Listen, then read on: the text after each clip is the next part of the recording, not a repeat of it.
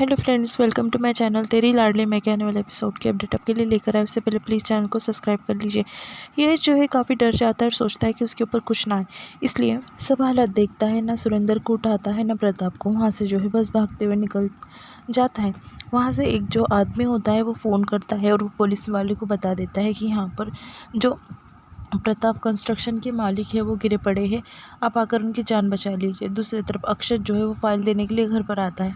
तभी वहाँ पर उसे प्रताप जो है एकदम घायल अवस्था में नज़र आता है। वो प्रताप को उठाता है और गाड़ी में बिठा देता है और अस्पताल के लिए उसे लेकर से वहाँ से लेकर जो है निकल जाता है। दूसरी तरफ सुरेंद्र जो है बस उसके बच्चे की फिक्र करते हुए बस उसे आवाज़ लगाता है, यश बेटा कहाँ है तू, कुछ नहीं होने दूंगा तुझे। वहाँ पर बिट्टी जो है वो आवाज़ सुन लेती सुरेंद्र की। उसे लगता है कि उसे होश आ गया, इसलिए वो डर के मारे वहाँ पर छुप जाती है। जो सुरेंद्र होता है वो प्रताप प्रताप चिल्लाता है और नीचे आ जाता है और यश को ढूंढने लगता है। यश उसे नज़र नहीं आता। उतने में वहाँ पर पुलिस की गाड़ी आ जाती है और सुरेंद्र को वहाँ पर देखकर जो है उन्हें लगता है कि सब कुछ इसने ही किया है, तो उसे अरेस्ट कर कर लेकर जा रही होती है। बिट्टी जो है बोल नहीं पाती, आवाज़ लगाने पर भी वो नहीं रुकते क्योंकि बिट्टी को बोलते नहीं आता। दूसरी तरफ सुरेंद्र कहता है कि मैंने कुछ नहीं किया है, छोड़ो मुझे। बिट्टी जो है वो गाड़ी के पीछे भागने लगती है। गाड़ी की रफ्तार काफ़ी होती है, इसलिए बिट्टी जो है नीचे गिर जाती है। दूसरी तरफ बिट्टी जो है वीडियो कॉल करती है और उसके माँ को जो है सारी बात जो है बता देती है कि पुलिस वाले जो है पापा को गिरफ्तार कर कर लेकर गए हैं, आप जो है चौकी आ जाइए। तभी बिट्टी की माँ के हाथ में जो दूध होता है वो नीचे गिरता है। अम्मा जी गुस्सा करती है। बाद में अम्मा जी जो है सारी बात सुन लेती है, वो एकदम से घबरा जाती है। दूसरी तरफ प्रताप जो है उसकी हालत काफ़ी ख़राब होती है। ऊपर से गिरने की वजह से जो है वो बेहोशी की हालत में होता है। तभी डॉक्टर कहता है कि काफ़ी खून बह चुका है, इन्हें होश आने लेके टाइम लगेगा।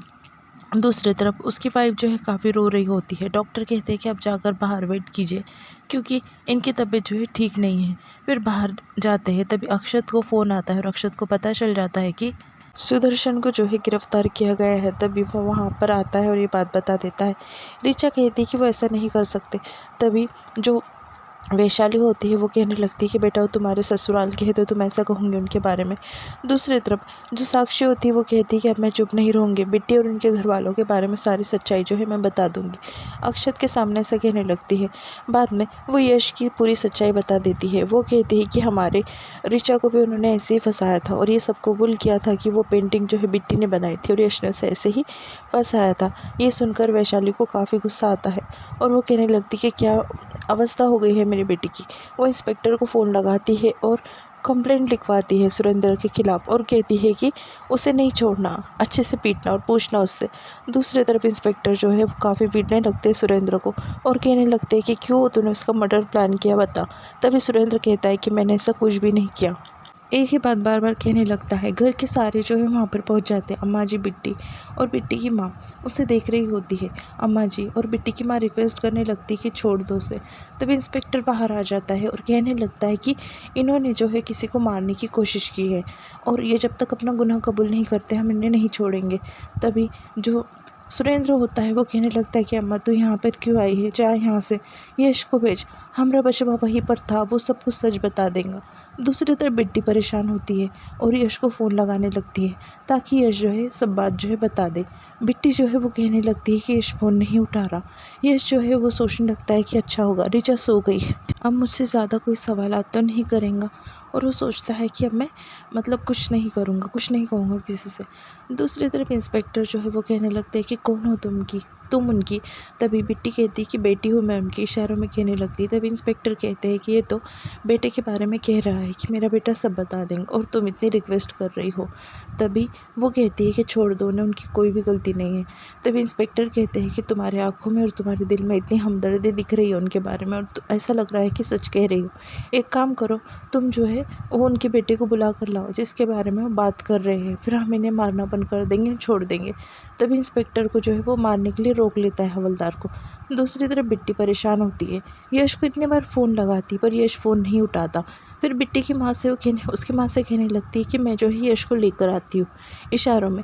तभी उसकी माँ मना कर देती है और कहती कि बेटी तू वहाँ पर बिल्कुल नहीं जाएंगी, मुझे पता है कि वहाँ की हालत क्या है और तेरे साथ में ना जाने वो क्या करेंगे, मैं तुझे नहीं जाने दूँगी।